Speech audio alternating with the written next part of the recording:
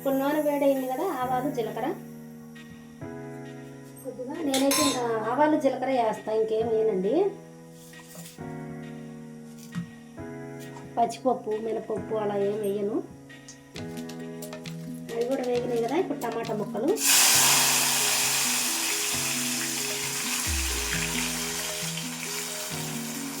ఉల్లిపాయ ముక్కలు, పచ్చిమిరపకాయలు మొత్తం వేసుకోవాలండి. ఇంకా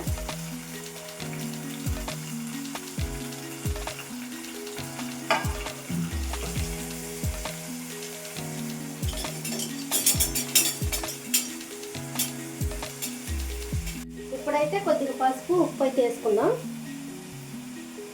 నాకు జలుబు చేసిందండి, అందుకని గొంతు బాగాలేదు.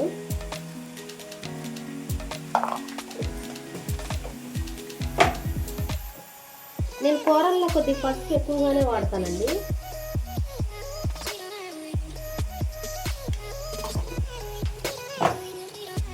కల్లుప్పు అయిపోయింది, అందుకని సాల్ట్ వేసా, లేదంటే అదే వేసేదానండి. అయిపోయింది, ఒక ప్యాకెట్ తీసుకురావాలి. బాగా కలిపేసి మూత పెట్టుకుంటే చాలా ఫాస్ట్గా అయిపోద్దండి. ఇందులో అయితే నేను అల్లం పేస్ట్ మసాలాలు ఏమి వేయను. నాకు అవన్నీ వేస్తే ఎందుకో నచ్చదండి. మామూలుగా ఉప్పు కారం పసుపు అంతే, ఇంకంతకు మించి ఏమి వేయను. ఇప్పుడైతే మూత పెట్టేసుకుందాం. ఇదిగండి కూర అయితే ఫైనల్గా చూడండి ఎలా ఉందో. ఇందులో తిన మెత్తాలు వేసి వండుకుంటే సూపర్ ఉంటుందండి, ఎంత బాగుంటుంది అసలు. టమాటా కూరలో, చింత చిగురులో అయినా టమాటా కూరలో అయినా చాలా బాగుంటాయండి మెత్తాళ్ళు అయితే. కానీ చింత చిగురు ఇప్పుడు చాలా వరకు దొరకట్లేదు.